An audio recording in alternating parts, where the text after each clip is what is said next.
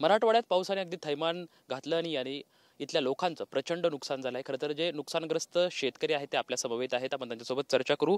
खरं तर अगदी आतोनात नुकसान झालेलं आहे। तुमची जी शेती आहे त्यामधलं पिकासट मातीसकट ती शेती वाहून गेलेली आहे।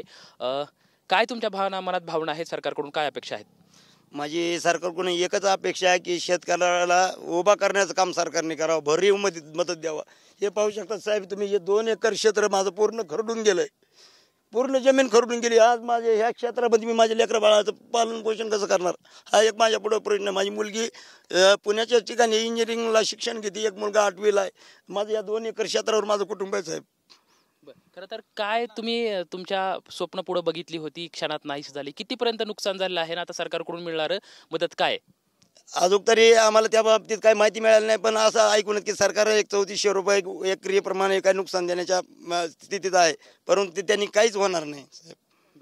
खरं तर अनेक मंत्री सध्या शेतावरती येतात, बांधावरती येतात, पाहणी करतायत।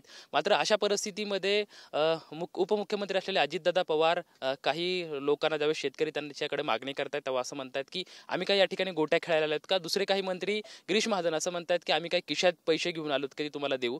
या सर्व मंत्र्यांच्या वक्तव्याकडे एक शेतकरी म्हणून तुम्ही हवादिल झालेले शेतकरी आहेत, तुम्हाला प्रचंड मोठं नुकसान झालंय, मंत्र्यांच्या या वक्तव्याकडे तुम्ही कसं बघताय? त्यांना हेच समजलं पाहिजे की आपल्याला मत हे प्रत्येक शेतकऱ्यांनी दिलेलं आहे। ते शेतकरी जेव्हा एवढे मोठे झालेले आहेत आणि त्यांनी जर अशी जर वक्तव्य बेताल वक्तव्य जर केलं असेल तर त्यांना जनता सोडणार नाहीये।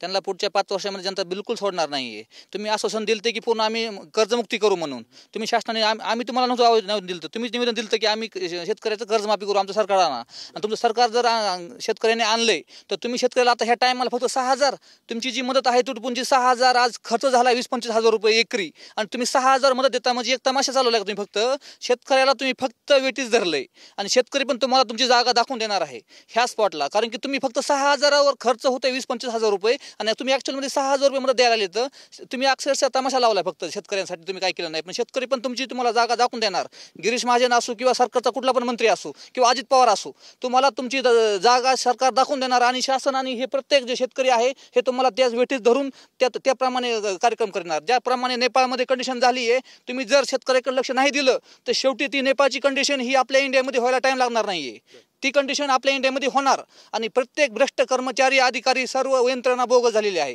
त्यामुळं जर शासनाने लक्ष दिलं नाही आणि ही माझ्या हिशोबाने कमीत कमी ही कर्जमाफी तर झालीच पाहिजे, पण जी ही मदत आहे की पंजाबच्या धर्तीवर हेक्टरी 50,000 रुपये जी भेटले तर कमीत कमी त्या लेवलला तरी महाराष्ट्रामध्ये मदत भेटली पाहिजे। नाहीतर हे शासन म्हणा किंवा हे शेतकरी म्हणा हे ह्या प्रशासनाला वेटीस धरल्याशिवाय मार्ग नाही आहे आणि इथून पुढे जी नेपाळची कंडिशन झालेली आहे ती आपल्या भारताची कंडिशन व्हायला टाइम लागणार नाही साहेब। खरं तर काय एकंदरीत तुमची सरकारकडे शेवटची मागणी असणार आहे? म्हणजे मंत्री येत आहेत, आज सुद्धा अनेक मंत्री तुमच्या गावी या ठिकाणी आलते, भेटून दिले, आश्वासित सुद्धा करत आहेत। शेतकरी म्हणूनच युवा वर्गातले तुम्ही शेतकरी आहात, काय भावना तुमच्या सध्या मनात दाटलेल्या? सध्या कंडिशनला हीच मागणी आहे शेतकऱ्यातून, कमीत कमी पंजाबच्या धर्तीप्रमाणे तुम्ही हेक्टरी 50,000 रुपये मदत जाहीर करा। जर ते नसेल होत तर सरसकट कर्जमाफी करा, हे दोनच ऑप्शन करा। नाहीतर पूर्ण शेतकरी एवढा नाराज झालेला आहे, शेवटी तुमचं पूर्ण शासन हे उलटून लावायला टाइम लागणार नाही साहेब। अनेक उपक्रमासाठी सरकार खरं तर वेगवेगळ्यासाठी पैशाची जे तरतूद आहे ते करत असते, म्हणजे कुंभमेळा असेल किंवा वेगवेगळ्यासाठी, मात्र सरकार जे शेतीतलं नुकसान झालं आहे त्याच्या मात्र अधिक मदत जाहीर करत नाही। कुंभमेळ्यासाठी 1400 कोटी आणि पूर्ण शेतकऱ्याला महाराष्ट्रामध्ये फक्त 2200 कोटी, हे कुठला मुद्दा आहे साहेब? अहो कुंभमेळा आता ह्या कंडिशनला शेतकरी कुठं आहे सध्या? बेहाल आहे कंडिशनमध्ये। तुम्हाला कुंभमेळ्यावर खर्च करायला 1400 कोटी आहेत, पण तुम्ही ॲक्च्युअलमध्ये शेतकऱ्याची तुमचा पोशिंदा आहे, जगाचा पोशिंदा, तुम्ही त्याच्यावर फक्त 1400 कोटी, हे कुठला अन्याय?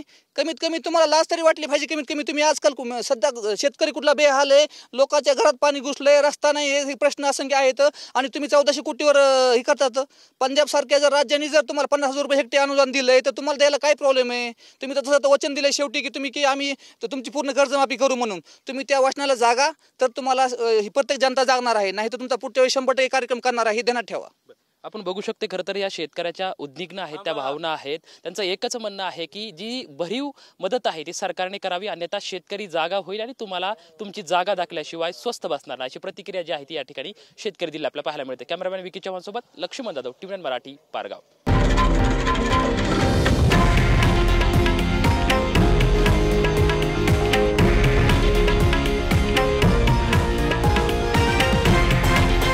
हे आहे देशातील नंबर 1 न्यूज नेटवर्क आणि आपण पाहत आहात TV9 मराठी, एकमेव.